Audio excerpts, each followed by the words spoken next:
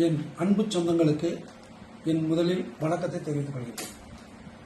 இப்போவும் பார்த்தீங்கன்னா நம்ம கர்நாடகாவில் federation of Karnataka lorry owner association and agent association அவங்க காலவரையற்ற வேலை நிறுத்தத்தை அறிவிச்சிருக்கிறாங்க. நியாயமான கோரிக்கைகள், அதாவது பார்டர் செக் போஸ்ட் அகற்றுதல், டீசல் விலையில குறைக்கணும், அதாவது 2 ரூபாய் ஏற்றிட்டாங்கல்ல அதை குறைக்கணும் அப்படிங்கிறதெல்லாம், இன்னும் 2-3 டோல் அகற்றணும், கர்நாடகா ஸ்டேட்டுக்குள்ளே இருக்கிற டோல்லாம் அகற்றணும். இந்த மாதிரி முக்கியமான கோரிக்கைகளை வைத்து அவங்க போராட்டத்தை, அதாவது வேலை நிறுத்தத்தை அறிவிச்சிருக்காங்க.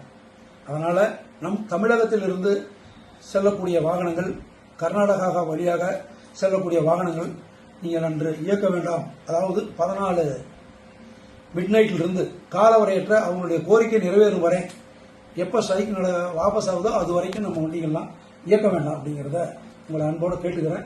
இன்னொன்று, அங்கே கிட்டத்தட்ட போராட்டம் அப்படிங்கும்போது கர்நாடகாவுடைய போராட்டம் அவர்கள் எப்படி அதை நடத்துவாங்கிறது அதாவது நமக்கு தெரிந்தது.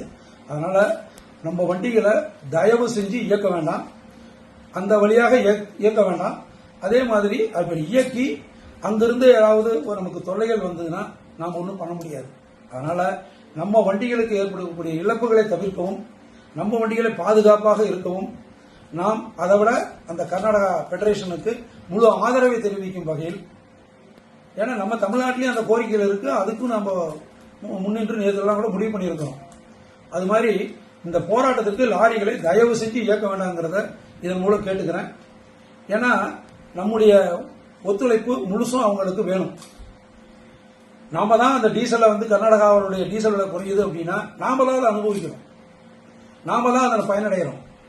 அதனால நாம் நம்முடைய தேவைகளும் அங்கே அதிகமாக இருக்கு, நம்முடைய கோரிக்கைகளுக்கும் நியாயமா இருக்கு. அதனால தயவு செஞ்சு மீண்டும் மீண்டும் கேட்டுக்கிறேன், வண்டிகளை அன்று இயக்க வேண்டாம்.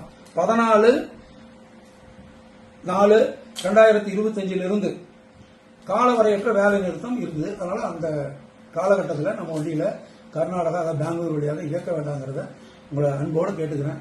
நன்றி.